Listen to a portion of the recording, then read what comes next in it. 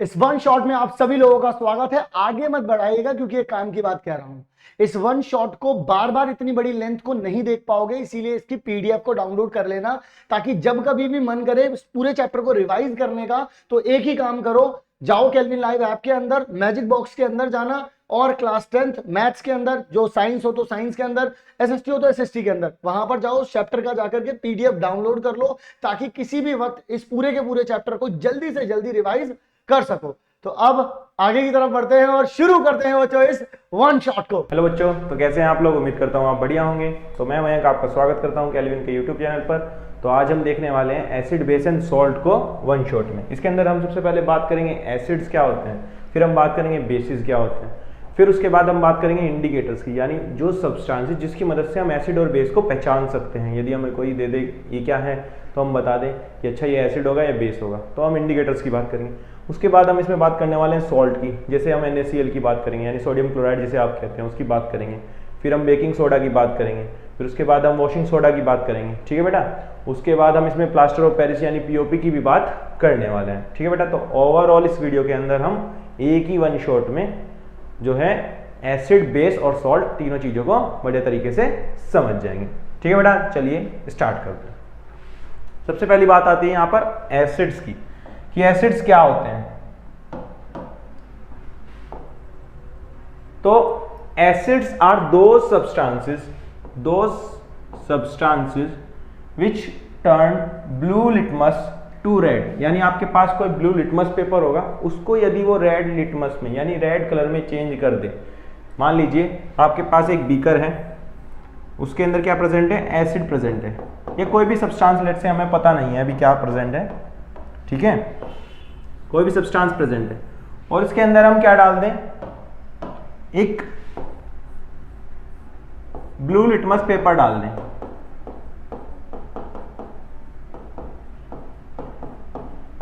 और फिर हो क्या? ये ब्लू लिटमस पेपर किस में कन्वर्ट हो जाए? रेड कलर में चेंज हो जाए, चेंजेस टू रेड कलर। तो हम इस पर्टिकुलर सॉल्यूशन को क्या कह देंगे? एसिड कह देंगे। क्लियर है? तो सिंपली यदि हम ब्लू लिटमस पेपर को डालते हैं किसी भी सब्सटेंस के अंदर और वो रेड कलर का हो जाए, तो हम उस सब्सटेंस को कह सकते हैं कि वो एक एसिड है, ठीक है। जो ये एसिड वर्ड है ये कहां से आया है? ये एक क्या है? लैटिन वर्ड है जो डिराइव हुआ है एसिडस से, जिसका मतलब होता है सोर। सोर मतलब खट्टा, ठीक है। तो जो एसिड्स होंगे वो कैसे होंगे? सोर इन टेस्ट होंगे, यानी टेस्ट में खट्टे होंगे। जैसे यहां पर आपको एक बीकर में दिखा रखा है, क्या है? HCl। HCl क्या होता है? एक एसिड होता है। HCl इज अ एसिड, ठीक बात है बच्चों।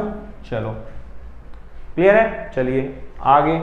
अब इसकी हम फिजिकल प्रॉपर्टीज की बात कर लेते हैं। किसकी बात कर लेते हैं? Physical properties of acid. सबसे पहली प्रॉपर्टी क्या है? सोर टेस्ट, यानी इनका जो टेस्ट होता है वो खट्टा होता है। Almost all acidic substances have a सोर टेस्ट, यानी खट्टे होते हैं एसिड्स। दूसरी बात, लिटमस पेपर पे कैसा कलर आएगा? यदि लिटमस पेपर है तो वो ब्लू लिटमस पेपर को रेड में कन्वर्ट कर देता है। क्लियर है बात? यदि हम मिथाइल ऑरेंज की बात करें, मिथाइल ऑरेंज क्या होता है? एक तरह का इंडिकेटर होता है, जिसके बारे में हम अभी आने वाले स्लाइड्स में देखेंगे कि इंडिकेटर क्या होते हैं। लेकिन फिलहाल के लिए समझिए कि इंडिकेटर्स है ये एक तरह का मिथाइल ऑरेंज, जो हमें ये बताता है कि कोई भी पर्टिकुलर सब्सटेंस क्या होगा, एसिड होगा या बेस होगा। तो क्या होगा इसका? जब हम मिथाइल ऑरेंज को डालेंगे किसी भी एसिडिक सॉल्यूशन में, तो वो मिथाइल ऑरेंज को क्या कर देगा? रेड कलर का कर देगा, यानी सॉल्यूशन आपका रेड कलर का हो जाएगा। आगे ऐसे ही फिनोफ्थलीन भी होता है, वो भी एक इंडिकेटर होता है। तो इसी फिनोफ्थलीन को यदि हम एसिड के अंदर डालते हैं तो ये कलरलेस हो जाता है, यानी कलरलेस सॉल्यूशन बन जाता है। क्लियर है बात? आगे हम बात करते हैं कंडक्शन ऑफ इलेक्ट्रिसिटी के बारे में, कि जो एसिड्स होते हैं, the aqueous solution of acids conduct electricity. क्यों कंडक्ट करते हैं? क्योंकि इसके अंदर H पॉजिटिव आयंस प्रेजेंट होते हैं, इस वजह से ये इलेक्ट्रिसिटी को कंडक्ट करवा पाते हैं, ठीक है बात। अगला, कोरोसिव नेचर के होते हैं, यानी most acids are corrosive in nature, they produce a burning sensation on the skin, यानी आपकी स्किन के ऊपर यदि थोड़ा भी एसिड गिर जाए तो आपको जलन होने लगेगी, उस जगह रेडिश हो जाएगा। तो क्या होते हैं? कोरेसिव नेचर के होते हैं। कौन? एसिड्स, ठीक है बेटा। चलिए अब हम बात कर लेते हैं इसकी केमिकल प्रॉपर्टीज की। क्या केमिकल प्रॉपर्टीज होती है, क्या रिएक्शंस एसिड शो करते हैं जनरली। तो सबसे पहली बात करते हैं reaction of acids with metal. Metal के साथ कैसी रिएक्शन शो करते हैं। When acid reacts with a metal, जब एसिड कोई भी एसिड होगा वो मेटल के साथ रिएक्ट करेगा तो वो सोल्ट बनाएगा और हाइड्रोजन गैस जो है रिलीज करेगा। जैसे कि यहाँ पर जिंक है, क्या है ये, एक मेटल है, मैग्नीशियम है, मेटल है, आयरन है, मेटल है, सबके साथ किसके साथ रिएक्ट कर रहा है, HCl, यानी एसिड इसके साथ रिएक्ट कर रहा है, एसिड के साथ रिएक्ट कर रहा है तीनों केस में। तो जिंक जब HCl के साथ रिएक्ट कर रहा है तो उसके कॉरस्पॉन्डिंग साल्ट बना रहा है, जिंक क्लोराइड बना रहा है, क्या बना रहा है, सॉल्ट बना रहा है। और साथ ही साथ H2 गैस जो है, हाइड्रोजन गैस जो है वो रिलीज हो रही है। इसी तरह से जो मैग्नीशियम है वो भी एक मेटल है, HCl के साथ रिएक्ट करके वो भी क्या बना रहा है, सॉल्ट बना रहा है, यानी MgCl2 बना रहा है, और साथ ही साथ H2 गैस भी रिलीज हो रही है। ठीक इसी प्रकार से यदि आयरन होगा, वो भी एक मेटल है, वो भी HCl के साथ रिएक्ट करेगा और आपका सॉल्ट बनाएगा। क्या बना लेगा बेटा, सॉल्ट बना लेगा, और साथ ही साथ H2 गैस रिलीज हो रही है। अब ये H2 गैस निकल रही है, लेकिन हमें पता कैसे चले कि H2 गैस असल में निकलती है जब कोई मेटल एसिड के साथ रिएक्ट करता है। तो हम छोटा सा एक्सपेरिमेंट कर सकते हैं। क्या एक्सपेरिमेंट कर सकते हैं, हम एक टेस्ट ट्यूब ले सकते हैं जिसके अंदर हम क्या कर सकते हैं, जिंक के ग्रैन्युल्स यानी जिंक के छोटे छोटे पीसीज ऐड कर सकते हैं इसके अंदर। जैसे कि ये दिखा रखा है यहाँ पे, जिंक के छोटे छोटे पीस ले लिए, उसके बाद हमने डाइल्यूट हाइड्रोक्लोरिक एसिड यानी H2SO4 इसके अंदर ऐड कर दिया। ऐड करने के बाद हुआ क्या, ये रिएक्ट करेगा और यहाँ पर सॉल्ट बनेगा, और साथ ही साथ यहाँ से हाइड्रोजन गैस ऐसे निकल रही है। हमने फिर इसे हाइड्रोजन गैस के पाइप के थ्रू ले जाकर सोप के सॉल्यूशन में रखा ताकि यहाँ पे बबल्स बनते दिखें। अब इन बबल्स के ऊपर, जिनके अंदर सोप का बबल है, ये जिसके अंदर हाइड्रोजन गैस फिल्ड हो गई, तो अब यदि हम कैंडल यहाँ पे ले जाते हैं तो कैंडल बर्न होने के बाद हमें एक पॉप साउंड क्रिएट होती है। पॉप साउंड यानी पटाखे जैसी आवाज आती है एकदम पट।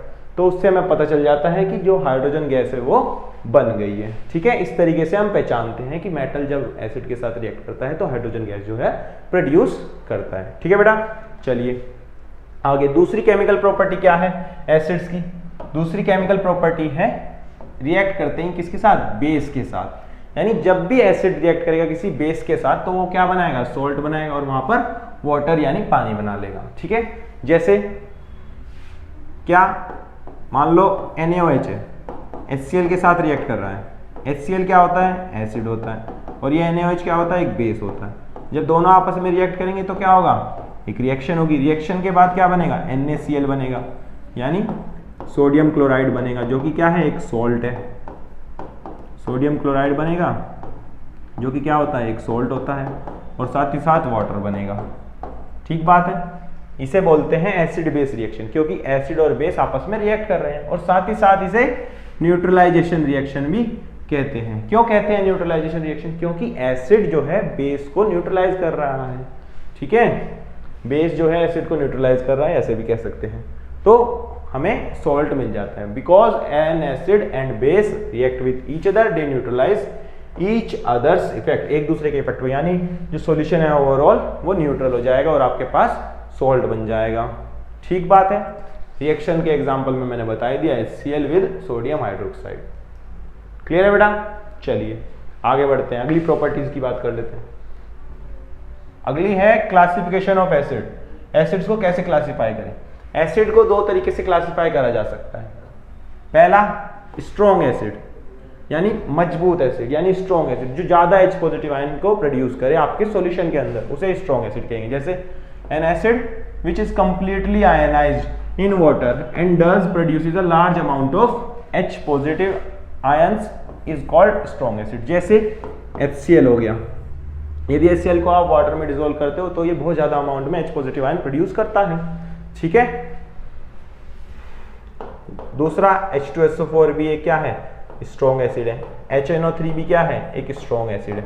तो ये सब किसके एग्जाम्पल हो गए, स्ट्रॉन्ग एसिड के एग्जाम्पल हो गए बेटा। ठीक है, ये सब जब आप वाटर में डिसॉल्व करोगे तो H पॉजिटिव आयंस प्रोड्यूस करेंगे इस तरीके से। H पॉजिटिव आयंस इस तरीके से बहुत सारे H पॉजिटिव आयंस को प्रोड्यूस कर देंगे सॉल्यूशन के अंदर, यानी वाटर के अंदर। क्लियर है, आगे दूसरा क्या हो सकता है, दूसरा वीक एसिड हो सकता है, यानी ऐसा एसिड जो कंप्लीटली आयनाइज्ड ना हो, यानी कंप्लीटली ब्रेक ना हो अपने आयंस में पानी के अंदर, उसे वीक एसिड कहते हैं। जैसे एसिटिक एसिड यानी CH3COOH। उसके अलावा दूसरा हो सकता है H2CO3 कार्बोनिक एसिड एक्सेट्रा। ठीक है बेटा, ये एसिटिक एसिड हो गया, ये कार्बोनिक एसिड हो गया। तो ये एसिड जो होते हैं वो वीक होते हैं, यानी ये कंप्लीट डिसोसिएट नहीं होती। याद है यहाँ से हर बार पूरे के पूरे जितने भी H2CO3 हैं सबसे H पॉजिटिव आयन नहीं मिलेगा, कुछ ब्रेक ही नहीं होंगे एक्वस सॉल्यूशन के अंदर, यानी पानी के अंदर ब्रेक नहीं होंगे अपने आयंस के अंदर। ठीक है, चलिए अब हम बात कर लेते हैं कि कैसे हम किसी पर्टिकुलर एसिड को डाइल्यूट कर सकते हैं। तो बेटा उसके बात करते हैं। तो क्यों, हमें पता है कि dilution of a concentrated acid, यानी कंसंट्रेटेड एसिड यानी बहुत मजबूत और बढ़िया एसिड जो है उसका डाइल्यूशन क्या होता है, हाईली एक्सोथर्मिक रिएक्शन होती है, यानी बहुत ज्यादा अमाउंट में हीट रिलीज होती है। एक्सोथर्मिक मतलब हीट का निकलना। So the heat produced is so large that heat इतनी ज्यादा निकलेगी कि सॉल्यूशन जो है वो बाहर आ सकता है बीकर से या ब्रेक हो सकता है glass beaker in which dilution is carried out. जिसके अंदर डाइल्यूशन कर रहे हैं वो बीकर से एसिड बाहर निकलकर आपके हैंड्स पर गिर सकता है या आपके ऊपर गिर सकता है, या वो बीकर भी ब्रेक हो सकता है। इतना ज्यादा एक्सेसिव अमाउंट में हीट प्रोड्यूस होती है due to excessive heating. Clear है? तो हम इस हीटिंग को स्लो करने के लिए क्या करते हैं, हम hence to slow down the exothermic process, dilution of a concentrated acid is always done by adding acid into water। यानी हम एसिड को पानी में मिलाकर डाइल्यूट करेंगे, ना कि वाटर के अंदर एसिड मिलाकर। ठीक है,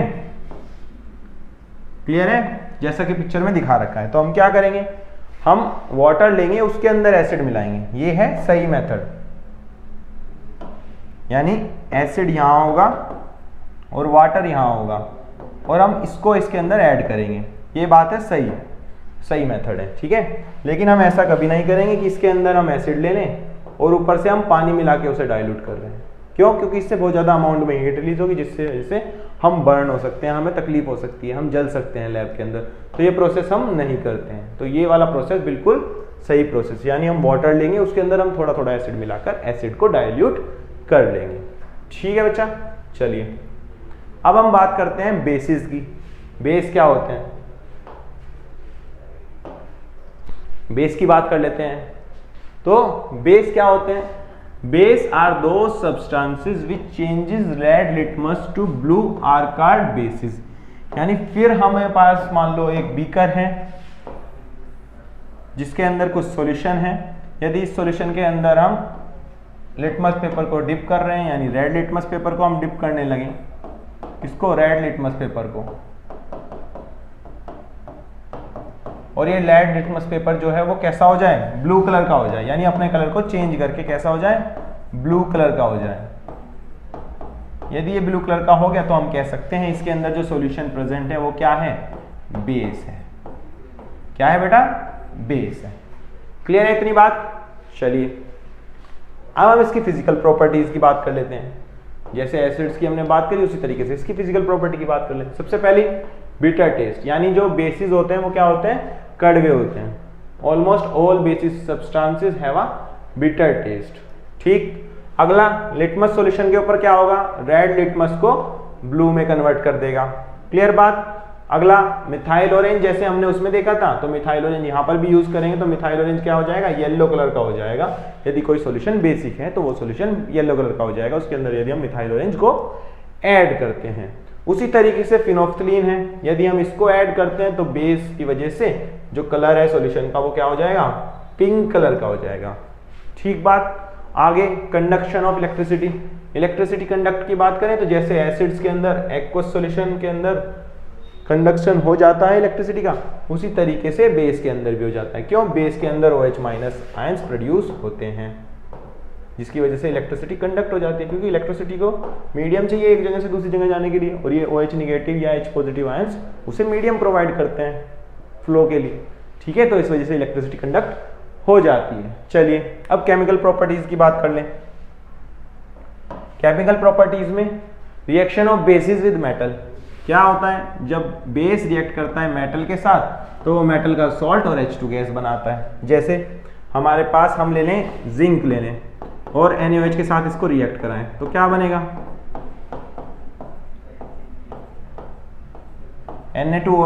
ZnO2 प्लस H2, यानी हाइड्रोजन गैस जो है लिबरेट हो जाएगी और साथ में आपके पास सॉल्ट बन जाएगा। 2 से मल्टीप्लाई कर दिया इसे ताकि बैलेंस हो जाए। ये कौन सा होता है, सोडियम जिंकेट इसे बोलते हैं।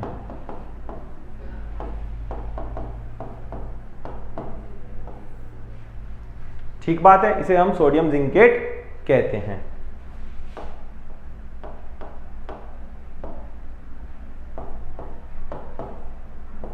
ये क्या है, एक सोल्ट है। ठीक है, क्लियर है। इसको कैसे पहचान सकते हैं, सिंपल हम एक्सपेरिमेंट करेंगे दोबारा। जिंक के ग्रेनुअल्स लेंगे, सोडियम हाइड्रोक्साइड यानी NaOH का सॉल्यूशन ऐड करेंगे। ठीक है, फिर क्या होगा, जैसे ही बर्न होगा H2 गैस ऊपर जाएगी, H2 गैस जैसे ही ऊपर जाती है हम बर्निंग कैंडल लगाएंगे तो यहाँ पे हमें पॉप साउंड क्रिएट होगी, जिसकी मदद से हम कह सकते हैं कि H2 गैस इज प्रेजेंट या H2 गैस इज इवॉल्व। जब बेस और मेटल की रिएक्शन हुई है तो H2 गैस जो है वो प्रोड्यूस हुई है, हम बता सकते हैं इस एक्सपेरिमेंट की मदद से। ठीक है बेटा, चलिए आगे अब हम बात करते हैं बेस की विद नॉन मेटल के ऑक्साइड के साथ। Reaction of base with non metal oxide. तो नॉन मेटल ऑक्साइड के साथ कैसी रिएक्शन होती है, जैसे ये आपके पास बेस है, क्या, कैल्शियम हाइड्रोक्साइड इसे बोलते हैं। क्या नाम होता है इसका, कैल्शियम हाइड्रोक्साइड। ठीक है बात, ये क्या है, एक नॉन मेटल का ऑक्साइड है। क्यों, कार्बन क्या है, एक नॉन मेटल है और इसका ऑक्साइड यानी ऑक्सीजन के साथ बना हुआ कंपाउंड ऑक्साइड हो गया। तो क्या बन रहा है, यहाँ पे कैल्शियम कार्बोनेट का फॉर्मेशन हो रहा है और साथ ही साथ क्या बन रहा है बेटा, H2O यानी वाटर बन रहा है। तो ये रिएक्शन होती है जब कोई बेस जो है नॉन मेटल के ऑक्साइड के साथ रिएक्ट करता है, यानी क्या बनता है, सॉल्ट बन जाता है और साथ में वाटर जो है वो बनता है। अब दिमाग में चल रहा होगा कि अरे इसी चैप्टर का तो वन शॉट मिला है और इसी चैप्टर के वन शॉट की PDF मिली है, बाकी सारे वन शॉट मिल जाते तो बात बन जाती। अरे भाई बात बन गई, आप तो डाउनलोड कर ही लिए, तो अब उसी के अंदर मैजिक बॉक्स में जाइएगा और इसी सब्जेक्ट का जाकर के देखिए, सारे के सारे आपको वन शॉट वीडियोस एक साथ दिख जाएंगी और उनकी PDF भी उन्हीं के साथ लगी हुई है। ठीक है, तो अब टेंशन मत ले, बाकी सारी चीजें ऑलरेडी अपलोडेड हैं केल्विन लाइव ऐप के अंदर, तो टेंशन लेने की कोई जरूरत नहीं है। अब आगे की तरफ बढ़ते हैं, इतना पढ़ लिया अब आगे और पढ़ ले भाई, चलो चलो आगे बढ़ते हैं। क्लियर है, चलिए आगे बढ़ते हैं। अब हम बेस को भी क्लासिफाई कर लेते हैं, जैसे हमने एसिड्स को क्लासिफाई करा उस तरीके से ही हम बेस को भी क्लासिफाई कर सकते हैं। तो क्लासिफिकेशन ऑफ बेसिस की बात करते हैं। तो बेस को हम दो तरीके से क्लासिफाई कर सकते हैं, पहला स्ट्रॉन्ग बेस, दूसरा वीक बेस। स्ट्रॉन्ग बेस क्या होता है, a base which is completely ionized in water and thus produces large amount of OH negative ions in the solution। जैसे NaOH हो गया, NaOH क्या होगा, Na पॉजिटिव OH नेगेटिव में ब्रेक होगा तो लार्ज अमाउंट में OH नेगेटिव जो है वो प्रोड्यूस हो जाएगा। उसी तरीके से KOH यानी पोटेशियम हाइड्रोक्साइड भी K पॉजिटिव और OH नेगेटिव में ब्रेक होगा जब इसे हम वाटर में डिसॉल्व करेंगे, यहाँ पे भी लार्ज अमाउंट में OH नेगेटिव प्रोड्यूस होगा। तो हम इसे क्या कह सकते हैं, स्ट्रॉन्ग बेस कह सकते हैं। जबकि जो वीक बेस क्या होते हैं, a base which is partially ionised, जो पार्शियली आयनाइज्ड यानी कुछ ही टूटेंगे, यानी सारे के सारे ब्रेक नहीं होंगे, किसके अंदर, वाटर के अंदर, और प्रोड्यूस करेंगे small amount of OH negative ion in the solution, is called a weak base. जैसे अमोनियम हाइड्रोक्साइड यानी NH4OH, या फिर कैल्शियम हाइड्रोक्साइड को भी कह सकते हैं अ स्लाइटली वीक बेस है। क्लियर है बेटा, चलिए आगे बढ़ते हैं। ये बात हो गई एसिड क्या है और बेस क्या है। ठीक है, एसिड बेस की हमने बात कर ली। अब हम बात करते हैं इंडिकेटर्स क्या होते हैं बेटा। इंडिकेटर्स क्या होते हैं, तो वी कैन डिस्टिंग्विश, हम सेपरेट कर सकते हैं यानी अलग अलग कर सकते हैं बिटवीन एसिड और बेस विदाउट टेस्टिंग, यानी उन्हें बिना टेस्ट करे, उन्हें खाना नहीं है एसिड और बेस को, लेकिन फिर भी हम उन्हें बता पाएंगे कि अच्छा ये सब्सटेंस एसिड है, ये बेस है, बाय यूजिंग सर्टेन केमिकल्स, कुछ केमिकल्स का उपयोग करके, जिन्हें हम क्या कहते हैं, इंडिकेटर्स कहते हैं। ठीक है, तो जैसा कि आपको यहाँ पे दिखा भी रखा है, एसिड बेस को इंडिकेटर को करने के लिए, test to distinguish between acids and base the test used to distinguish between acid and base are done with some indicators known as acid base indicator. यानी एसिड और बेस को अलग अलग डिस्टिंग्विश करने के लिए जो हम सब्सटेंस को यूज करते हैं उसे हम एसिड बेस इंडिकेटर कहते हैं। जैसे यहाँ पर हम एक एसिड ले रहे हैं, उसके अंदर हम कौन सा लिटमस पेपर यूज कर रहे हैं, ब्लू लिटमस पेपर। तो ब्लू लिटमस पेपर का यूज कर रहे हैं, तो एसिड होगा तो ब्लू लिटमस किस में कन्वर्ट हो जाएगा, रेड कलर के अंदर। चेंजेस टू रेड कलर, ठीक है। लेकिन यदि रेड लिटमस है तो वो चेंज किस में होगा, ब्लू कलर में, यदि उसे बेस के सॉल्यूशन में रखेंगे, ठीक है। और सॉल्ट के अंदर कैसा भी इंडिकेटर ले लो, कोई कलर चेंज नहीं आएगा, नो चेंज। चाहे ब्लू कलर का लिटमस पेपर ले लो या रेड कलर का लिटमस पेपर ले लो, ठीक है बेटा। चलिए सबसे पहले हम बात करते हैं इंडिकेटर में लिटमस का सॉल्यूशन के बारे में। क्या है लिटमस सॉल्यूशन? तो litmus solution is a purple colour dye, एक पर्पल कलर की डाई है जिसे हम एक्सट्रैक्ट करते हैं, यानी निकालते हैं। किससे निकालते हैं? एक प्लांट होता है, कौन, लिचेन। ये क्या दिखा रखा है, एक लिचेन प्लांट है, ठीक है। इसके थ्रू हम एक्सट्रैक्ट करते हैं, यानी इसके थ्रू हम निकालते हैं। किसको निकालते हैं? लिटमस के सॉल्यूशन को निकालते हैं, जो कि पर्पल कलर की एक डाई होती है। और यहाँ पर एक इंटरेस्टिंग बात ये है कि ये जो लिटमस सॉल्यूशन होता है ना, ये पर्पल कलर का होता है और यह ना ही एसिडिक होता ना ही बेसिक होता, यानी ये खुद कैसा होता है, ना ही एसिडिक होता ना ही बेसिक होता। तो इसे इंडिकेटर की तरह यूज करने के लिए हम इसे एसिडिक या एल्कलाइन या बेसिक बनाते हैं। एल्कलाइन का मतलब भी क्या होता है बेटा, बेसिक होता है, ठीक है। तो एल्कलाइन फॉर्म यानी बेसिक फॉर्म जो लिटमस सॉल्यूशन की हो जाएगी वो कैसी हो जाएगी, ब्लू इन कलर हो जाएगी। जब और से हम क्या कहेंगे, ब्लू लिटमस सॉल्यूशन कहेंगे। जबकि जो एसिडिक फॉर्म होगी किसकी, लिटमस के सॉल्यूशन की, वो कैसी होगी, रेड इन कलर होगी, यानी लाल कलर की होगी। और से हम क्या कहेंगे, रेड लिटमस सॉल्यूशन कह देंगे। तो लिटमस सॉल्यूशन जो है वो लिचेन प्लांट से एक्सट्रैक्ट करते हैं और ये खुद पर्पल कलर का होता है, लेकिन इसको एसिडिक और बेसिक बनाया जाता है ताकि हम इसे इंडिकेटर की तरह यूज कर सकें, ठीक है। यदि ये एल्कलाइन फॉर्म में होगा तो ब्लू कलर का होगा, यदि एसिडिक फॉर्म में होगा तो रेड कलर का हो जाएगा, ठीक है बेटा।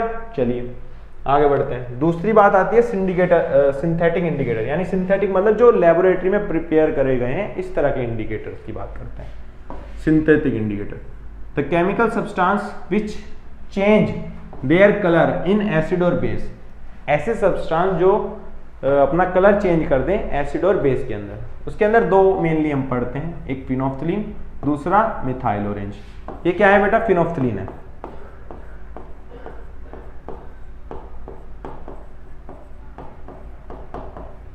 ये एसिडिक में कलरलेस होता है, बेसिक मीडियम में कैसा हो जाता है बेटा, पिंक हो जाता है, ठीक है। ये क्या है, मिथाइल ऑरेंज है।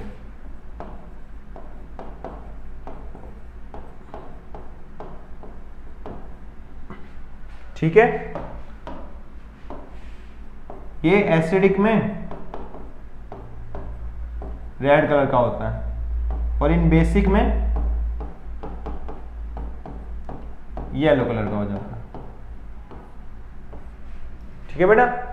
तो जो फिनोफ्थलीन है वो कलरलेस होता है एसिडिक सॉल्यूशन में, बेसिक में पिंक कलर का होगा, एसिडिक में ये वाला रेड होगा और बेसिक में येलो होगा। ये दो इंडिकेटर बहुत इंपॉर्टेंट है। ये सिंथेटिक इंडिकेटर यानी जो लेबोरेटरी में प्रिपेयर करे गए हैं उसे हम सिंथेटिक इंडिकेटर कहते हैं। पहला फिनोफ्थलीन, दूसरा मिथाइल ऑरेंज।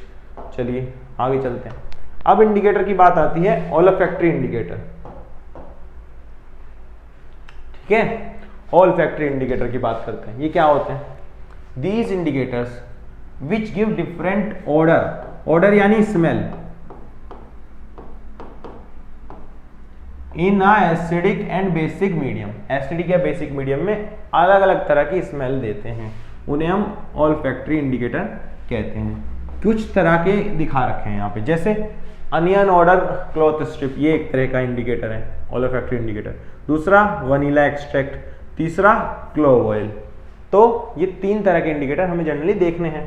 तो सबसे पहली बात करते हैं अनियन ऑर्डर्ड क्लॉथ स्ट्रिप की। यदि इस इंडिकेटर का यूज करें तो इसकी एसिडिक के अंदर स्मेल में कोई बदलाव नहीं आता, लेकिन बेसिक सॉल्यूशन में हम इसे डिटेक्ट ही नहीं कर पाते। ठीक है, यानी यहाँ पर तो कोई चेंज नहीं होगा, स्मेल जो कि तो रहेगी यदि आप एसिड में डाल दोगे इसको, लेकिन उसके अंदर बेसिक सॉल्यूशन के अंदर हमें स्मेल डिटेक्ट ही नहीं कर पाएंगे कि कैसी आ रही है। ठीक है, लेकिन वनीला एक्सट्रैक्ट है या क्लोव ऑयल है, इसका भी सेम ही है कि no change in acidic medium but can't be predicted in basic, यानी बेसिक सॉल्यूशन के अंदर हम प्रिडिक्ट नहीं कर सकते, लेकिन एसिडिक सॉल्यूशन के अंदर हम बता सकते हैं कि इनकी जैसी स्मेल होगी वैसी ही रहेगी, स्मेल में कोई बदलाव या चेंज नहीं आएगा। क्लियर है बेटा? चलिए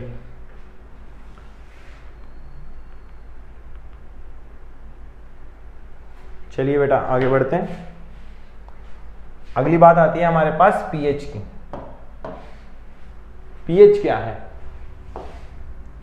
pH is used to measure the acidic strength of any substance, यानी कोई भी यदि आपके पास सब्सटेंस दिया है वो कितना एसिडिक है या कितना बेसिक है, कितना ज़्यादा एसिडिक होगा, कितना ज़्यादा बेसिक होगा या न्यूट्रल होगा, कैसा होगा उसका नेचर कि एसिडिक है बेसिक है, एसिडिक है और बेसिक है तो कितना एसिडिक बेसिक है, तो उसके बारे में हमें कौन बताता है? पीएच बताता है। जैसे ये आपको दिखा रखा है पीएच कर्व है एक तरीके से, या पीएच ग्राफ बोल सकते हैं। बीच में सबसे पहले आता है न्यूट्रल, यहाँ पर आता है एसिडिक कंडीशन और यहाँ पर एल्कलाइन, यानी यदि पीएच 7 से कम है तो हम ऐसे सॉल्यूशन को बोलते हैं एसिडिक होगा वो। यदि पीएच 7 से ज्यादा है तो उसे हम बोलेंगे कि वो सॉल्यूशन क्या हो जाएगा? एल्कलाइन हो जाएगा। यदि 7 से कम है तो एसिडिक, यदि 7 से ज्यादा है तो एल्कलाइन या बेसिक। लेकिन यदि पीएच आपकी 7 हो गई तो हम क्या कहेंगे? वो सॉल्यूशन जो है वो न्यूट्रल है, ना ही एसिड है ना ही बेस है। एल्कलाइन का दूसरा नाम भी होता है बेस। ठीक है, चलो तो सबसे पहली बात करते हैं, जो बैटरी होती है वो होती है काफी ज्यादा एसिड, यानी उसकी पीएच 0 के अराउंड होती है। फिर दूसरा स्टोमक एसिड है, उसकी पीएच 1 के अराउंड होती है। लेमन में जो एसिड होता है यानी सिट्रिक एसिड, उसकी पीएच 2 होती है। सोडा यानी कार्बोनिक एसिड H2CO3, उसकी पीएच 3 के अराउंड होती है। फिर टमाटो होता है, उसकी पीएच 4 के अराउंड होती है। ठीक है, फिर उसके बाद कॉफी होती है, उसकी पीएच 5। फिर मिल्क जो है आपकी पीएच 6 का होता है। वाटर जो है आप पीते हैं वो लगभग न्यूट्रल होता है, यानी 7 पीएच का होता है। फिर ब्लड है वो हल्का बेसिक होता है, यानी 8 के अराउंड होती है पीएच। फिर एग है, उसकी पीएच भी 9 के अराउंड होती है। फिर टैबलेट्स हैं जो वो लगभग 10 पीएच के अराउंड होती हैं।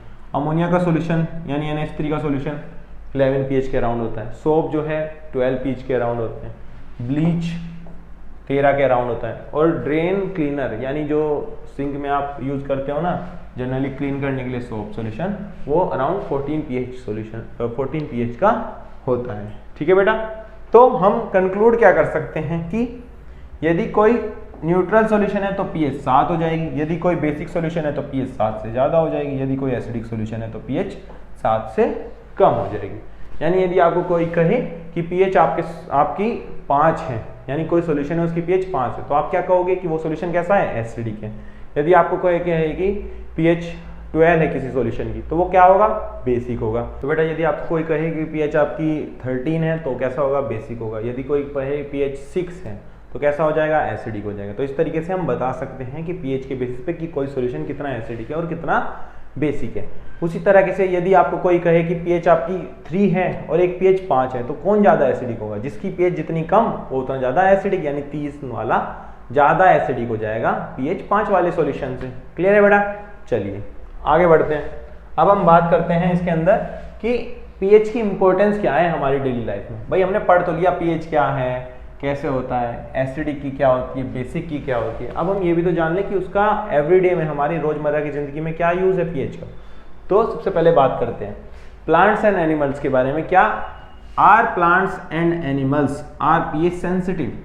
तो हमें पता है कि हमारी जो बॉडी है, our body works within the pH range 7 से 7.8 के बीच में हमारी जो बॉडी है उतनी पीएच में वर्क करती है। और जो लिविंग ऑर्गेनिज्म है वो भी इसी नैरो रेंज में सर्वाइव कर सकते हैं। Can also survive only in a narrow range of pH change, यानी कुछ बहुत कम मात्रा में पीएच चेंज हो तभी लोग सर्वाइव कर सकते हैं, एनिमल सर्वाइव कर सकते हैं या लिविंग ऑर्गेनिज्म सर्वाइव कर सकते हैं। लेकिन यदि जो पीएच होती है किसी एसिड रेन की, यानी किसी दिन बहुत ज़्यादा बारिश हो रही है और वो एसिड रेन है, उसकी जो पीएच यदि 5.6 से कम हो, यानी पीएच जो है 5.6 से कम हो जाए, तो हम इसे क्या कह देते हैं, इस तरह की रेन को एसिड रेन, यानी एसिड रेन बोल देते हैं। तो यदि एसिड रेन हो जाएगी तो वो पानी कहाँ जाएगा, रिवर्स में जाएगा। अब रिवर्स में पानी जाएगा तो वहाँ का जो वाटर है रिवर का वो क्या हो जाएगा, एसिडिक हो जाएगा, क्योंकि एसिडिक वाटर उसके अंदर ऐड हो रहा है तो एसिडिक हो जाएगा।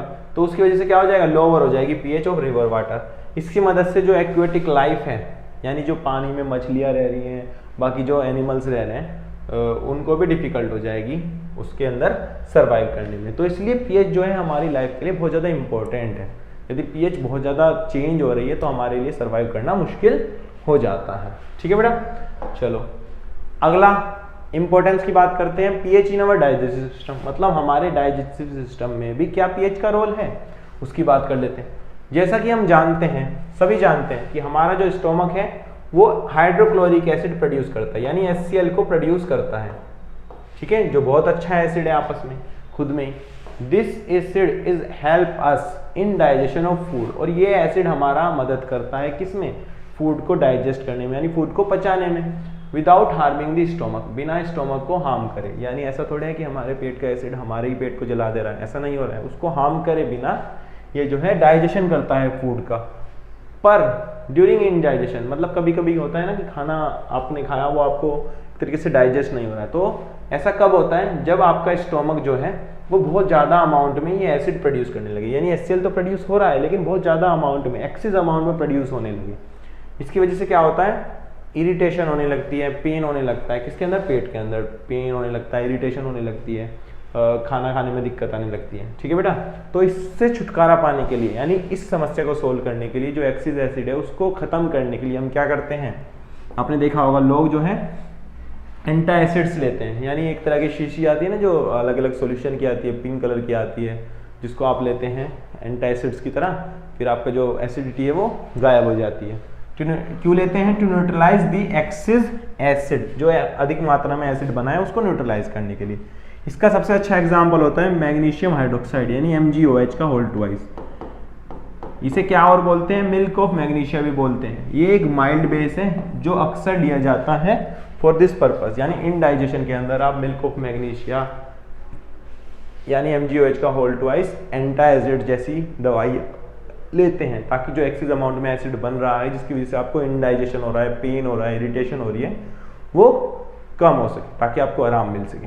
ठीक है बेटा, तो इस तरीके से हमारे लिए एसिड और बेस दोनों का ही इंपॉर्टेंस है। एसिड होना जरूरी है लेकिन बहुत ज़्यादा अमाउंट में होने लगे तब भी हमें तकलीफ होने लगी, इसी वजह से हम जो है पीएच बहुत ज़्यादा इंपॉर्टेंट है हमारी डेली लाइफ के लिए। चलिए अगली बात करते हैं कि पीएच की वजह से टूथ डिके कैसे हो जाता है, उसकी बात कर लेते हैं। टूथ डिके होना स्टार्ट हो जाता है जब pH of the acid formed in the mouth falls below 5.5, यानी पीएच जब जो है 5.5 से कम हो जाए आपके माउथ के अंदर, तो वहां पर टूथ डिके होने लगेगा, यानी आपके दांत जो है खुद ब खुद खराब होने लगेंगे। क्यों होने लगेगा, क्योंकि जो ये एसिड होता है वो इतना ज़्यादा स्ट्रॉन्ग होता है कि वो आपके एनिमल पे अटैक करने लगता है, यानी जो व्हाइट कलर की एक लेयर होती है ना टीथ में, उसे एनिमल बोलते हैं, तो उसके ऊपर अटैक करने लगता है और उसको खराब करने लगता है, यानी कोरोड करने लगता है। हालांकि जो टूथ इनेमल है वो बहुत हार्ड सब्सटेंस का बना है, किससे, कैल्शियम फॉस्फेट से बना है, यानी इससे बना है, CA3PO4 का होल ट्वाइस से बना है, जो कि खुद में एक बहुत ज्यादा हार्ड सब्सटेंस है हमारी बॉडी के अंदर। लेकिन फिर भी ये एसिड इतना स्ट्रॉन्ग है कि इसको टूथ एनिमल को डिस्ट्रॉय करने लगता है, यानी कोरोड करने लगता है, जिसकी वजह से हमें टूथ दिखे देखने को मिलता है। But it start corrode when the pH in the mouth is lower than 5.5, जब पीएच 5.5 से कम हो जाएगी तो कोरोजन, दांतों खराब होना स्टार्ट ज़्यादा अच्छे से होने लगेगा। ठीक है बेटा, तो इससे बचने के लिए यानी प्रिवेंशन करने के लिए हम क्या कर सकते हैं, हम सबसे अच्छा तरीका है टूथ डिके से बचने का कि अपने माउथ को अच्छे से धोएं आफ्टर ईटिंग फूड, यानी वाटर से अच्छे से धो लें अपने माउथ को। और आप बहुत सारे टूथपेस्ट भी यूज़ करते हैं जिसके अंदर क्या प्रेजेंट होता है, बेस प्रेजेंट होता है। क्यों प्रेजेंट होता है बेस, ताकि जो एसिड आपके माउथ में यदि एक्सिस में बन रहा है तो उसको न्यूट्रलाइज कर सके। न्यूट्रलाइज कर देगा तो आपका टूथ डिके नहीं होगा, टूथ डिके नहीं होगा तो आपके दांत खुद ब खुद अच्छे हो जाएंगे। ठीक है बेटा, तो इसलिए जो टूथपेस्ट होते हैं उनके अंदर बेस मिलाया जाता है to neutralize the acid. Clear है? चलिए आगे बढ़ते हैं। अब हम बात कर लेते हैं self defence bye animal and plants through chemical warfare. ठीक है, ये सेल्फ डिफेंस की तरह भी यूज करते हैं एनिमल्स और प्लांट्स एसिड का। ठीक है, आपने कभी सुना है कि आपको मक्खी ने काट लिया या यदि मधुमक्खी ने काट लिया तो क्या होता है? मधुमक्खी जब काट लेते हैं तो जलन होती है। क्यों होती है? क्योंकि वो एसिड रिलीज कर दिया आपकी बॉडी में। देखिए, bee sting leaves an acid which cause pain and irritation. यानी बी का जो स्ट्रिंग होता है, यानी बी का जो डंग होता है, वो आपकी जब बॉडी के अंदर जाएगा, मतलब कहीं पे भी काट रहा है, मान लीजिए उंगली पे काट लिया, तो वहां पर एक एसिड रिलीज करता है उसका जो डंग है, तो उसकी वजह से क्या होता है? पेन होने लगता है आपको उस एरिया में, इरिटेशन होने लगती है। ठीक है बेटा, तो use of a mild base like baking soda on the string area gives relief. यानी यदि आप पर किसी ने मधुमक्खी ने काट लिया है या बिरड़ ने आपको काट लिया तो उसके ऊपर हम माइल्ड बेस का यूज कर सकते हैं, जैसे बेकिंग सोडा लगा सकते हैं। और साथ ही साथ sting hair of nettle leaves, यानी एक तरह की नेटल लीव्स होती हैं, वो भी इस तरह का नेचर शो करती हैं, यानी वो भी एसिड रिलीज करती हैं। कौन सा एसिड रिलीज करती है? मिथेनोइक एसिड रिलीज करती हैं, जिसकी वजह से बर्निंग सेंसेशन होता है। कौन सी चीज? नेटल लीव्स, यानी एक तरह का प्लांट होता है ये जो एसिड को रिलीज करता है, जिसकी वजह से आपको पेन और इरिटेशन हो सकती है। ठीक है बेटा, चलिए।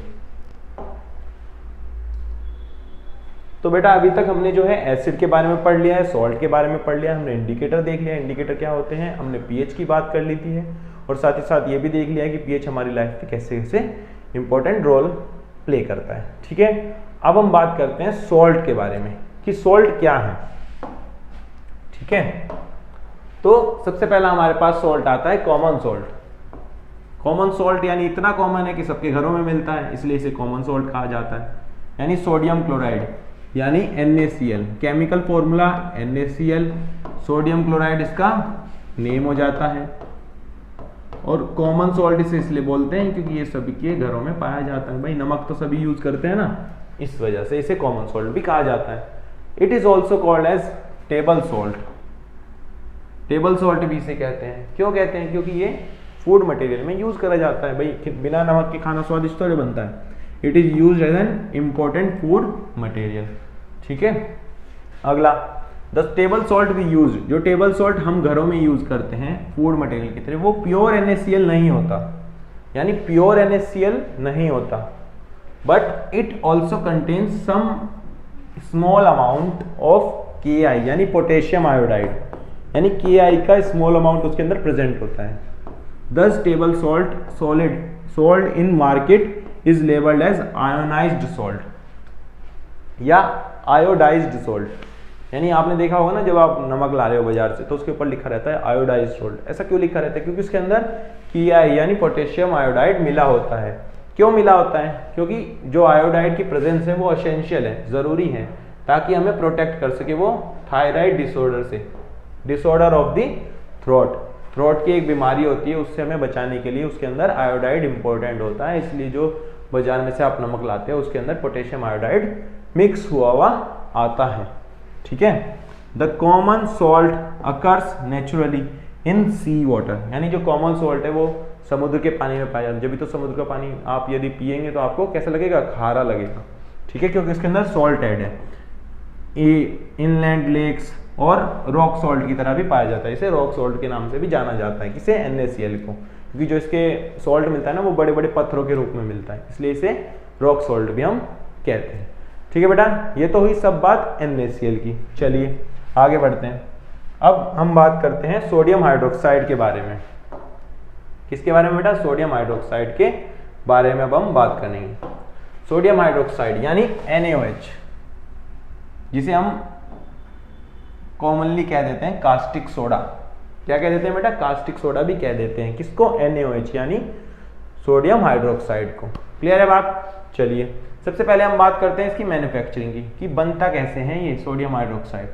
तो इसको बनाने के लिए हम एक प्रोसेस का यूज करते हैं जिसका नाम होता है electrolysis of a concentrated aqueous solution of sodium chloride, यानी सोडियम क्लोराइड यानी NaCl का कंसंट्रेटेड सॉल्यूशन को लेंगे और उसका इलेक्ट्रोलाइसिस कर देंगे। जो कंसंट्रेटेड सॉल्यूशन होता है NaCl का उसको बोलते हैं हम ब्राइन। मतलब ब्राइन क्या है? सॉल्यूशन है किसका? NaCl का, यानी नमक का कंसंट्रेटेड सॉल्यूशन को हम ब्राइन कहते हैं और इसी का हम इलेक्ट्रोलाइसिस करवाएंगे। इलेक्ट्रोलाइसिस करवाने के बाद हमें NaOH यानी सोडियम हाइड्रोक्साइड यानी कास्टिक सोडा अपने को मिल जाएगा। तो कैसे करवाते हैं उसकी बात कर लेते हैं। जो ये प्रोसेस होता है जिसके अंदर इलेक्ट्रोलाइसिस करवाते हैं उसे हम बोलते हैं क्लोर एल्कली प्रोसेस। ठीक है, ये आपको रिएक्शन दिखा रखे, ये हो गया रिएक्शन। क्या रिएक्शन है? NaCl होगा एक्वस सॉल्यूशन, क्योंकि पानी में डिसोल्व कर रहे हैं। अब इसे पानी में डिसोल्व करा, इलेक्ट्रोलाइसिस करा। इलेक्ट्रोलाइसिस मतलब इलेक्ट्रिसिटी की मदद से आयंस में ब्रेक करना, उसे बोलते हैं इलेक्ट्रोलाइसिस। इलेक्ट्रो मतलब लाइट, लाइसिस मतलब बॉन्ड का ब्रेकिंग। ठीक है, तो क्या बनता है यहाँ पे? NaOH बनता है और साथ ही साथ Cl2 और H2 गैस भी फॉर्म होती है। देखिए यहाँ पर आपको दिखा भी रखा है पिक्चर के थ्रू होता क्या है। देखिए मैं बताता हूँ आपको कि हम क्या लेते हैं, एक बीकर लेते हैं, मतलब एक कंटेनर लेते हैं बहुत बड़ा, उसके अंदर हम NaCl ले रहे हैं। क्या NaCl का सॉल्यूशन ले लिया। अब उसके अंदर दो इलेक्ट्रोड डिप होंगी, एक एनोड और दूसरी कैथोड। ये क्या हो गई? एनोड हो गई। ये क्या हो गई बेटा? कैथोड हो गई। तो दो इलेक्ट्रोड इसके अंदर डिप हैं। अब हम जैसे ही करंट पास करेंगे, करंट पास करने पे क्या होगा?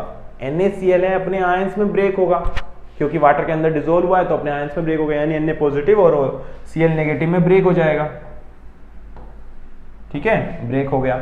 अब ये जो आयंस हैं वो मूव करने लगेंगे। अब मूव करने लगेंगे तो देखेंगे ये कि जो ये दो इलेक्ट्रोड हैं ये चार्ज्ड इलेक्ट्रोड है, मतलब एक के ऊपर पॉजिटिव चार्ज है, दूसरे के ऊपर नेगेटिव चार्ज है। अब क्योंकि Na पॉजिटिव जो है वो पॉजिटिव चार्ज स्पीसीज है तो वो किसकी तरफ जाएगा? नेगेटिव की तरफ। क्यों? क्योंकि कोई positive charge species oppositely charge species की तरफ अट्रैक्ट होती है, तो पॉजिटिव नेगेटिव की तरफ जाएगा और नेगेटिव पॉजिटिव की तरफ जाएगा। तो Cl नेगेटिव किसकी तरफ जाएगा? पॉजिटिव यानी एनोड की तरफ, और Na पॉजिटिव किसकी तरफ जाएगा? कैथोड यानी नेगेटिव इलेक्ट्रोड की तरफ। तो होगा क्या? दोनों पर्टिकुलर इलेक्ट्रोड पर जाकर अलग अलग गैस का फॉर्मेशन कर लेंगे और साथ ही साथ इसके अंदर वाटर भी है, वो भी H पॉजिटिव और H नेगेटिव में ब्रेक हो रखा है, तो वो भी ऐसे ही H पॉजिटिव जाएगा इधर की तरफ और फाइनली हमें Na पॉजिटिव के साथ OH नेगेटिव आयन कंबाइन होगा और NaOH मिल जाएगा। ठीक है, और साथ ही साथ एनोड की तरफ क्लोरीन गैस मिलेगी हमें और कैथोड की तरफ H2 गैस मिलेगी, जैसा कि यहाँ पे दिखा भी रखा है। इसका नाम जो होता है इस प्रोसेस का क्लोर एल्कली प्रोसेस इसे कहते हैं। क्यों कहते हैं? क्योंकि इसके अंदर फॉर्मेशन हुआ है किसका? क्लोर यानी क्लोरीन का और एल्कली यानी NaOH का यानी सोडियम हाइड्रोक्साइड का। इस वजह से इस प्रोसेस का नाम हो जाता है chlor alkali process, due to formation of chlorine and sodium hydroxide. ठीक है, तो होता क्या है ड्यूरिंग इलेक्ट्रोलाइसिस, जैसे कि मैंने बताया Cl2 गैस प्रोड्यूस होती है। किस तरह प्रोड्यूस होती है? पॉजिटिव इलेक्ट्रोड यानी एनोड की तरफ, और H2 गैस प्रोड्यूस होती है। किस तरफ प्रोड्यूस होती है? कैथोड की तरफ यानी नेगेटिव इलेक्ट्रोड की तरफ, और साथ ही साथ NaOH का सॉल्यूशन भी प्रोड्यूस होता है। किसकी तरफ? कैथोड की तरफ, यानी इधर की तरफ NaOH का सॉल्यूशन प्रोड्यूस होगा और उससे हम निकाल लेंगे फिर। ठीक बात है, चलिए आगे बढ़ते हैं। नहीं मानी ना मेरी बात? अभी तक केल्विन लाइव ऐप को डाउनलोड करके इसकी पीडीएफ नहीं डाउनलोड की ना? क्यों नहीं की भाई? मैं यही रिमाइंड कराने के लिए आया हूं यहां पर। क्यों भाई, क्या सोच रहे हो भाई? इतनी बड़ी लेंथ को बार बार देखना है क्या? नहीं, इस वक्त आपका टाइम बहुत ज्यादा जरूरी है। तो सबसे पहले डिस्क्रिप्शन में जो पहला लिंक है उस पर क्लिक करो और ऐप को डाउनलोड करके जल्दी से पीडीएफ का यूज करो। ठीक है, चलो आगे बढ़ते हैं। अब हम इसके यूज की बात कर लेते हैं कि भाई बन तो रहा है, Cl2 बन रहा है, यहाँ पे हाइड्रोजन गैस बन रही है और साथ में NaOH बन रहा है, तो इनका अब यूज क्या है? इनके यूज की बात देख लेते हैं। सबसे पहला यूज की बात करते हैं हम सोडियम हाइड्रोक्साइड की। सोडियम हाइड्रोक्साइड का यूज क्या होता है? फॉर मेकिंग सोप्स यानी साबुन बनाने में, डिटर्जेंट बनाने में, जिससे कपड़े धुलते हैं उसमें यूज करा जाता है कास्टिक सोडा यानी NaOH को। फॉर मेकिंग पेपर, पेपर बनाने में, या आर्टिफिशियल टेक्सटाइल फाइबर्स के अंदर भी यूज करा जाता है। किसका? सोडियम हाइड्रोक्साइड यानी NaOH का। क्लियर है? अगला क्लोरीन में, क्लोरीन का क्या यूज है? यानी Cl2 गैस का क्या यूज है? ये एज अ डिसइंफेक्टेंट और जर्मिसाइड की तरह यूज करते हैं for sterilising of drinking water and water in swimming pools, यानी स्विमिंग पूल के अंदर जो पानी है उसको स्टरलाइज करने में, यानी वो साफ सुथरा रहे, उसके अंदर जम्स ना हो, उसके अंदर एल्गी ना बने, तो इसलिए पानी को साफ रखने के लिए हम यूज करते हैं किसका, क्लोरीन गैस का यूज करते हैं। और साथ ही साथ हम डिसइंफेक्टेंट की तरह यूज करते हैं, जो पीने का पानी होता है उसमें भी यूज करते हैं, ठीक है, उसको स्टरलाइज करने के लिए, उसको प्योरीफाई करने के लिए एक तरीके से, कि ताकि उसमें जम्स ना हो, ठीक है। चलिए दूसरा, इन मैन्युफैक्चरिंग ऑफ क्लोरोफ्लोरोकार्बन यानी CFC का यूज करते हैं, जो जनरली रेफ्रिजरेंट्स में यूज करा जाता है, यानी रेफ्रिजरेटर में एक गैस भरी जाती है, कौन सी गैस होती है, वो क्लोरोफ्लोरोकार्बन गैस होती है, तो उसका भी फॉर्मेशन हम कर सकते हैं Cl2 की मदद से। अगला, इन मैन्युफैक्चरिंग ऑफ पेस्टिसाइड्स, यानी पेस्टिसाइड्स बनाने में, यानी जो कीड़े मकोड़े होते हैं, यानी कहीं खेती हो रही है तो वहां पर जो कीड़े मकोड़े हैं उन्हें मारने में भी यूज करा जाता है किसका, क्लोरीन गैस का, ठीक है बात बच्चों। आगे अब हम बात करते हैं हाइड्रोजन का क्या यूज है। हाइड्रोजन का यूज कर सकते हैं टू मेकिंग अमोनिया। अमोनिया एक तरह की गैस है, उसको बनाने के लिए, जिसको हम फर्टिलाइजर की तरह यूज करते हैं, उसकी मदद, उसका बना सकते हैं कैसे, हाइड्रोजन गैस की मदद से। दूसरा, मेटलर्जी में यूज कर सकते हैं हम हाइड्रोजन का to reduce heavy metal oxide to metal, यानी मेटल ऑक्साइड से मेटल बनाने में भी हम यूज कर सकते हैं किसका, H2 गैस का। तीसरा यूज क्या है कि in hydrogenation of vegetable oil to form solid fats, यानी वेजिटेबल ऑयल्स को भी हम सैचुरेट कर सकते हैं किसकी मदद से, H2 गैस की मदद से, यानी वेजिटेबल ऑयल मतलब डबल बॉन्ड वाले कंपाउंड्स को सैचुरेट कर सकते हैं H2 की मदद से, ताकि वो सिंगल बॉन्ड कंपाउंड बन जाए, ठीक है बेटा, इस तरीके से। ये हो गया वेजिटेबल ऑयल मान लो, ठीक है, ये इसका यूज हो जाता है, क्लियर है। चलिए आगे बढ़ते हैं। अगला हमारे पास सॉल्ट आता है ब्लीचिंग पाउडर, यानी कैल्शियम ऑक्सीक्लोराइड। किसकी बात करेंगे बेटा हम, कैल्शियम ऑक्सीक्लोराइड की बात करेंगे, यानी ब्लीचिंग पाउडर की बात करेंगे, जिसे हम कैल्शियम ऑक्सीक्लोराइड बोलते हैं। CaCl2 इसका फॉर्मूला होता है, CaOCl2 इसका फॉर्मूला होता है, जिसे हम कैल्शियम ऑक्सीक्लोराइड कहते हैं, यानी आसान भाषा में या सिंपल भाषा में कहे तो हम इसे ब्लीचिंग पाउडर कह देते हैं बेटा, ठीक है। अब इसकी मैन्युफैक्चरिंग की बात करते हैं। It is manufacture by the action of chlorine gas as a by product during the manufacture of caustic soda, यानी NaOH बनाते वक्त जो क्लोरीन गैस निकली थी उसको हम ड्राई स्लेट लाइम पर डालेंगे और हम ब्लीचिंग पाउडर का फॉर्मेशन कर लेंगे। ये जो रिएक्शन लिखी है NaCl प्लस H2O इलेक्ट्रोलाइसिस कर रहा है, NaOH बन रहा है प्लस Cl2 H2 गैस निकल रही है, ये तो पहले वाली रिएक्शन है जो क्लोरोएल्कली प्रोसेस वाली रिएक्शन है। उसके बाद यहाँ से जो Cl2 प्रोड्यूस हुई उसका हमने यूज करा, उसकी रिएक्शन करा दी कैल्शियम हाइड्रोक्साइड के साथ और क्या बना दिया, CaOCl2 बना दिया, यानी ब्लीचिंग पाउडर बना दिया, साथ ही साथ वाटर भी रिलीज हो जाएगा, ठीक है बेटा। इस तरीके से हम प्रिपेयर कर सकते हैं किसको, ब्लीचिंग पाउडर को। अब इसके यूज की बात कर लेते हैं, क्या यूज होता है किसका, ब्लीचिंग पाउडर का। सबसे पहला यूज क्या है, ब्लीचिंग कॉटन और लिनेन को यूज करने के लिए टेक्सटाइल इंडस्ट्री में यूज करते हैं। दूसरा, पेपर इंडस्ट्री में यूज करते हैं ताकि ब्लीचिंग कर सकें वुड पल्प की, ठीक बात। अगला, इन लॉन्ड्री में यूज कर सकते हैं ताकि ब्लीच कर सके वॉश्ड क्लॉथ को, यानी क्लॉथ जो हैं वो उनको साफ करने के लिए, या कलर चेंज करते हैं ना, एक को मतलब मान लो किसी को हमने कपड़े को पीला करना है, लाल करना है, तो उसके लिए भी ब्लीचिंग का यूज करते हैं, तो लॉन्ड्री में यूज कर सकते हैं। अगला, for disinfecting drinking water to make it free from germs से डिस्टिंग वाटर को प्योरीफाई करने के लिए डिसइंफेक्टेंट की तरह भी यूज कर सकते हैं हम किसका, ब्लीचिंग पाउडर का। क्लियर है बेटा। चलिए आगे हम बात करते हैं बेकिंग सोडा की। बेकिंग सोडा क्या होता है, तो बेकिंग सोडा होता है सोडियम हाइड्रोजन कार्बोनेट, यानी कि NaHCO3, इसे हम बेकिंग सोडा बोलते हैं। मैन्युफैक्चरिंग की बात करें तो मैन्युफैक्चर कैसे करेंगे, बनाएंगे कैसे बेकिंग सोडा को, तो बेकिंग सोडा को बनाने के लिए हम रिएक्ट कराते हैं cold and concentrated solution of sodium chloride, यानी ब्राइन को रिएक्ट कराएंगे किसके साथ, अमोनिया यानी NH3 के साथ, और कार्बन डाइऑक्साइड यानी CO2 के साथ रिएक्ट करा देंगे और हमें बेकिंग सोडा मिल जाएगा। इस प्रोसेस को क्या कहते हैं? सोल्वे प्रोसेस कहते हैं। जैसे NaCl है यहाँ पे, ये क्या हो गया? Sodium chloride.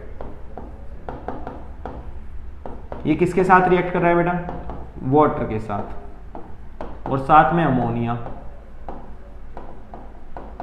और साथ ही साथ कार्बन डाइऑक्साइड, इतना सब आपस में रिएक्ट करेगा और क्या बना देगा?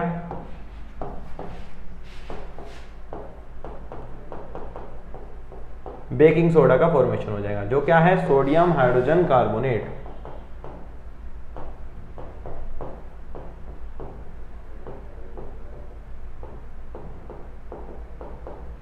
ठीक है बेटा, साथ में अमोनियम क्लोराइड बनता है, यानी NH4Cl बनता है।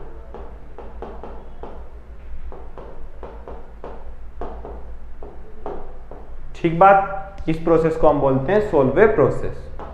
चलिए अब हम बात कर लेते हैं, यदि हम हीट करने लगे बेकिंग सोडा को तो क्या हो जाएगा? तो एक्शन ऑफ हीट की बात करते हैं। व्हेन सॉलिड बेकिंग सोडा और सॉल्यूशन, उसका सॉल्यूशन या सॉलिड बेकिंग सोडा को जब आप क्या करोगे? हीट करोगे, is heated, it decomposes to give sodium carbonate with the evolution of CO2। यानी बेकिंग सोडा है, हीट कर रहे हो, हीट करोगे तो क्या बनेगा? Sodium carbonate. क्या बन जाएगा? सोडियम कार्बोनेट, यानी Na2CO3 बन जाएगा, और साथ में H2O, और साथ में कार्बन डाइऑक्साइड गैस का भी फॉर्मेशन हो जाता है। ठीक है, अब यहाँ पर एक नोट करने वाली बात इंपॉर्टेंट है।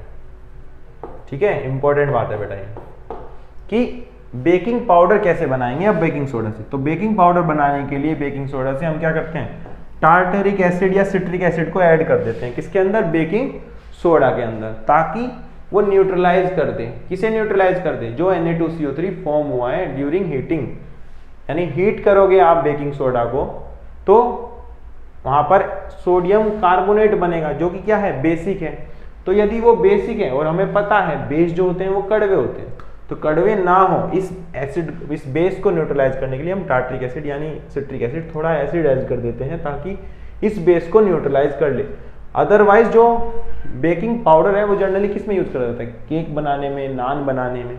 तो यदि ऐसा हो जाएगा तो भाई वो कड़वे लगने लगेंगे, खाने में स्वाद ही नहीं आएगा। तो इसलिए हम टार्टरिक एसिड ऐड कर देते हैं ताकि बेकिंग सोडा जो बेसिक नेचर का है वो न्यूट्रलाइज हो सके और हमें कड़वा टेस्ट ना आए।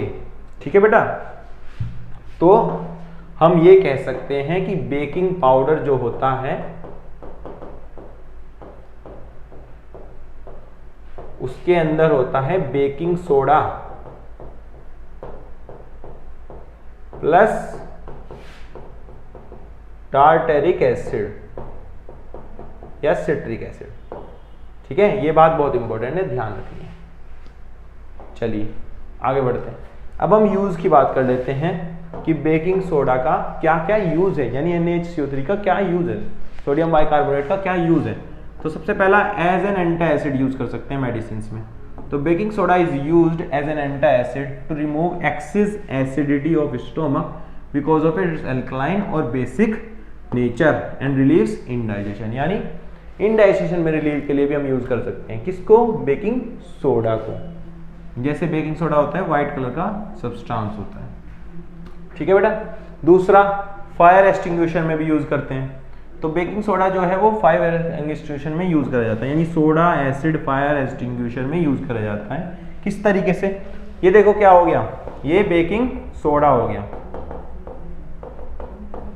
ये किसी एसिड के साथ रिएक्ट करेगा। कौन सा एसिड है? Sulphuric acid. तो क्या बनाएगा? Na2SO4 बनाएगा, H2O बनाएगा, साथ में CO2 गैस रिलीज करेगी, जिसकी मदद से हम आग को बुझा सकते हैं। तो direct the nozzle toward the burning candle, यानी कोई कैंडल जल रही है तो इसकी जो नोजल है वो आप उसकी तरफ को करेंगे तो वहां से CO2 गैस निकलेगी, जिसकी वजह से ऑक्सीजन की सप्लाई कट जाएगी। और यदि ऑक्सीजन की सप्लाई कट जाती है तो आग बुझ जाती है बेटा। ठीक है, क्योंकि कभी भी कोई बर्निंग हो रही है वो क्यों हो रही है? ऑक्सीजन की प्रेजेंस में होती है। कोई भी चीज जल रही है तो ऑक्सीजन वहां पर मौजूद है इसलिए जल रही है। यदि ऑक्सीजन वहां पर मौजूद नहीं होगी तो बर्निंग होगी नहीं। क्लियर सी बात है। ठीक है बेटा, it is immediately extinguished because CO2 gas being heavier than air surrounded the fire and thus cut off supply of air। तो एयर की सप्लाई को कट कर देता है, उसको चारों तरफ से घेर के। कौन? CO2। तो ऑक्सीजन के साथ कांटेक्ट खत्म हो जाएगा जिस जगह आग लग रही है उसका। यदि ऐसा हो गया तो आग नहीं लगेगी, यानी आग बुझ जाएगी। क्लियर है बेटा? चलो अगला सॉल्ट है वॉशिंग सोडा। ठीक है बेटा, अगला सॉल्ट है वॉशिंग सोडा यानी सोडियम कार्बोनेट Na2CO3.10H2O। इसकी प्रिपरेशन की बात कर लेते हैं। इसको बनाते कैसे हैं? इसको हम बनाते हैं हीट कर कर, यानी NaHCO3 को हीट करेंगे, क्या बनेगा? Na2CO3 बनेगा, जो क्या है? सोडियम कार्बोनेट है। अब सोडियम कार्बोनेट में हमने 10H2 ऐड कर दिया, यानी वाटर के मॉलिक्यूल ऐड कर दिए, तो क्या बन गया? Na2CO3.10H2। इसे क्या बोलते हैं हम? Washing soda. ठीक है, इस तरीके से हम वॉशिंग सोडा को प्रिपेयर कर सकते हैं। अब इसके यूज की बात कर लेते हैं कि भाई क्या क्या उपयोग कर सकते हैं हम इस वॉशिंग सोडा का। तो सबसे पहला यूज है कि for removing permanent hardness of water. Permanent hardness जो वाटर की होती है उसको रिमूव करने के लिए हम यूज कर सकते हैं। किसका? वॉशिंग सोडा का। अगला, ग्लास की मैन्युफैक्चरिंग में यूज कर सकते हैं, सोप की मैन्युफैक्चरिंग में यूज कर सकते हैं, पेपर बनाने में यूज कर सकते हैं, बोरेक्स बनाने में या कास्टिक सोडा बनाने में भी यूज कर सकते हैं। एज क्लीनाइजिंग एजेंट, यानी साफ करने के लिए भी यूज किया जा सकता है, घरों में चीजें साफ करने के लिए। और साथ में लेबोरेटरी में एक रिएजेंट की तरह भी इसको यूज करा जा सकता है। ठीक है बेटा, तो ये इसके यूजेस हो गए। किसके? वॉशिंग सोडा के यूज की बात कर ली। चलिए आगे बढ़ते हैं। चलिए बच्चों, अब हम बात करने वाले हैं वाटर ऑफ क्रिस्टलाइजेशन के बारे में। ये बहुत ही इंपॉर्टेंट कॉन्सेप्ट है जो आपसे बार बार पूछते हैं। वाटर ऑफ क्रिस्टलाइजेशन होता क्या है? The fixed number of water molecules जो प्रेजेंट होंगे किसी भी फॉर्मूला यूनिट में, कोई भी सॉल्ट है, यानी कोई भी आपको सॉल्ट देगा उसके फॉर्मूले के अंदर ही कुछ वाटर के मॉलिक्यूल्स जो प्रेजेंट होते हैं उसे ही हम वाटर ऑफ क्रिस्टलाइजेशन कहते हैं। ठीक है, जैसे type of salts on the basis of water of crystallisation क्या क्या होंगे? Salts are classified into two types on the basis of water of crystallisation. के दो तरीके से क्लासिफाई कर जा सकते हैं। पहला, anhydrous salt which contains no water of crystallisation, जिसके अंदर कोई भी वाटर ऑफ क्रिस्टलाइजेशन नहीं है। ठीक है, जैसे NaCl हो गया, KCl हो गया, ये इस तरह के सॉल्ट्स हैं जिनके अंदर कोई भी वाटर ऑफ क्रिस्टलाइजेशन नहीं है। लेकिन हाइड्रेटेड सॉल्ट्स होते हैं कुछ, जैसे these salts which contain a fixed number of water of molecules of crystallization। जैसे कॉपर सल्फेट हो गया, यानी CuSO4.5H2, ये क्या है? एक वाटर ऑफ क्रिस्टलाइजेशन। ये .5H2 वाटर ऑफ क्रिस्टलाइजेशन को दिखाते हैं। ठीक है बेटा, अगला है वॉशिंग सोडा, यानी .10H2O, Na2CO3.10H2O, ये वाटर ऑफ क्रिस्टलाइजेशन है इसके अंदर। जिप्सम 2.2H2O, ये भी वाटर ऑफ क्रिस्टलाइजेशन है। प्लास्टर ऑफ पेरिस यानी हाफ H2O, ये भी क्या है? वाटर ऑफ क्रिस्टलाइजेशन है। यानी डॉट में कुछ वाटर ऑफ क्रिस्टलाइजेशन को .H2O मॉलिक्यूल से दिखाया जाता है। जितने यहाँ पे लिखा है, जैसे .5H2O लिखा है तो 5 वाटर ऑफ क्रिस्टलाइजेशन है, .10H2O लिखा है तो 10 वाटर ऑफ क्रिस्टलाइजेशन है। यदि हाफ H2O लिखा है तो इसका मतलब हाफ वाटर ऑफ क्रिस्टलाइजेशन है। यदि 2H2O लिखा है तो 2 वाटर ऑफ क्रिस्टलाइजेशन होते हैं। ठीक है बेटा, चलिए अब हम बात करते हैं प्लास्टर ऑफ पेरिस के बारे में। ये बहुत इंपॉर्टेंट कंपाउंड है, प्लास्टर ऑफ पेरिस। ठीक है, पेरिस का प्लास्टर। तो केमिकली जो प्लास्टर ऑफ पेरिस है वो क्या होता है? कैल्शियम सल्फेट हेमीहाइड्रेट, यानी CaSO4, ये हो गया कैल्शियम सल्फेट, साथ में हेमीहाइड्रेट मतलब .12H2, ये क्या हो जाता है? Plaster of Paris. Plaster of Paris यानी POP। ठीक है बेटा, it is obtained from gypsum which mainly found in Paris. ये जो है हमें जिप्सम से मिलता है, और जिप्सम जो है मेनली पेरिस के अंदर पाया जाता है, इसलिए इसका जो नाम हो जाता है वो हो जाता है प्लास्टर ऑफ पेरिस।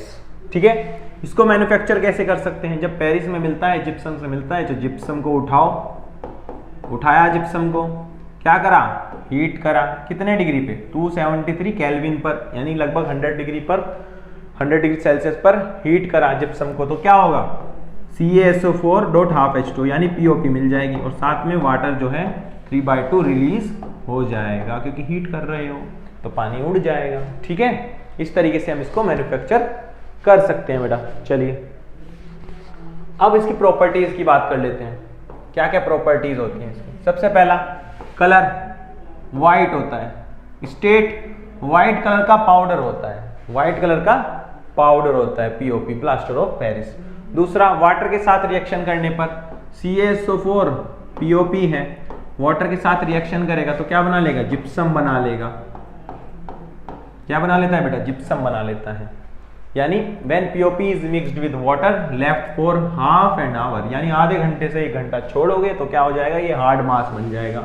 क्यों, रिहाइड्रेशन हो जाएगा पीओपी का टू जिप्सम, यानी पानी को दोबारे ले लेगा और जिप्सम यानी एक हार्ड सब्सटेंस का फॉर्मेशन कर लेगा। क्लियर है। अगली बात करते हैं इफेक्ट ऑफ हीट। हीट का क्या इफेक्ट है, when POP is heated at 473 kelvin it forms an anhydrous calcium sulphate which is known as dead burn plaster. It has no setting property as it take up water very slowly. यानी ये हो गया POP, उसके बाद यदि इसे heat कर दिया तो CaSO4 बन गया। क्या हो गया, ये डेड बर्न प्लास्टर हो गया। और ये पानी बहुत धीरे धीरे लेता है तो ये सेट होने में बहुत ज़्यादा टाइम लेता है। ठीक है, जनरली जो पीओपी का पैकेट आता है वो इस तरीके से आता है। ठीक है बेटा, क्लियर है। चलिए आगे हम इसके यूज की बात कर लेते हैं कि कैसे कैसे हम पीओपी का उपयोग कर सकते हैं। तो पीओपी का उपयोग हम कर सकते हैं फॉर सेटिंग फ्रैक्चर्ड बोन, यानी किसी की हड्डी टूट जाए तो हम पीओपी की मदद से प्लास्टर लगा सकते हैं। आपने देखा होगा ना, व्हाइट कलर का प्लास्टर करते हैं डॉक्टर, तो वो क्या सब्सटेंस से करते हैं, वो पीओपी से ही करते हैं। ठीक है, ताकि राइट पोजीशन में एडजस्ट कर सकें और मेन making cast in density.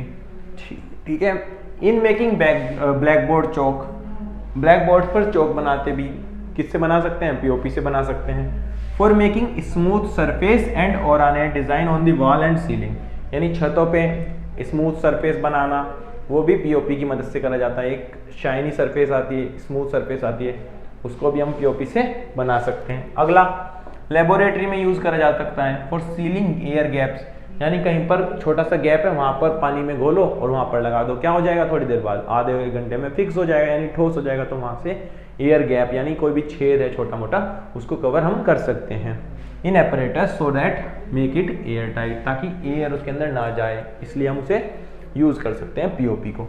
For making toys and decorative material, यानी डेकोरेटिव मटेरियल आप देखते हो कि छोटी छोटी मूर्ति भी आती हैं, वो भी किससे बनी होती हैं, पीओपी से बनी होती हैं। तो डेकोरेशन के लिए भी इसका यूज करा जा सकता है।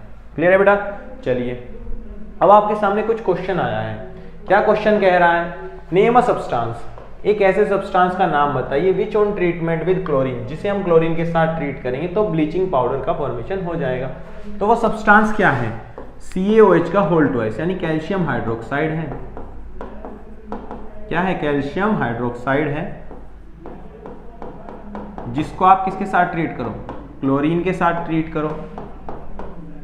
यदि क्लोरीन के साथ ट्रीट करोगे तो क्या बन जाएगा, यहां पर CaOCl2, यानी क्या बन जाएगा, ब्लीचिंग पाउडर बन जाएगा।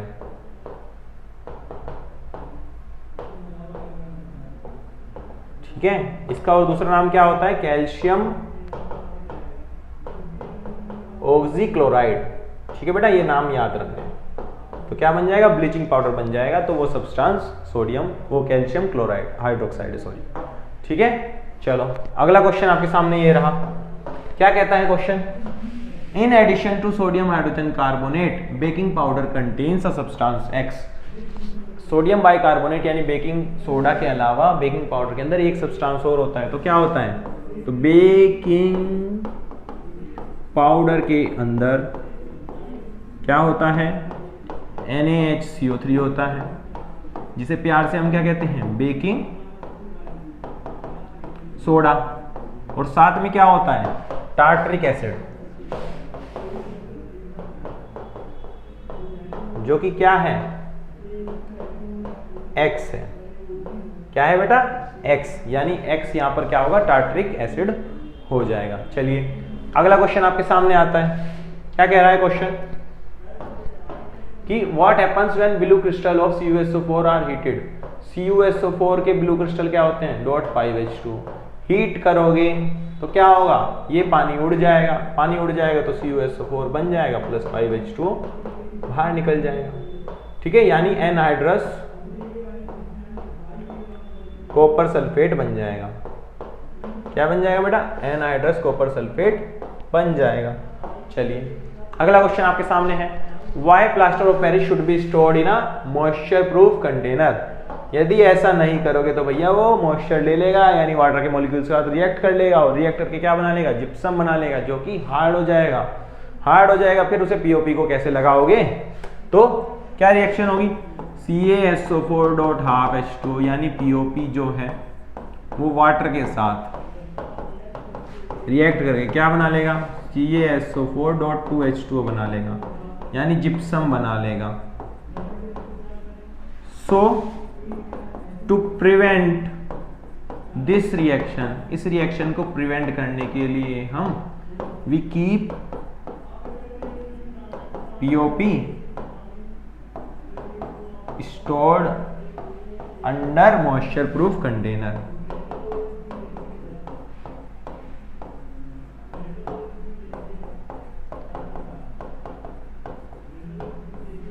ठीक है बेटा, चलिए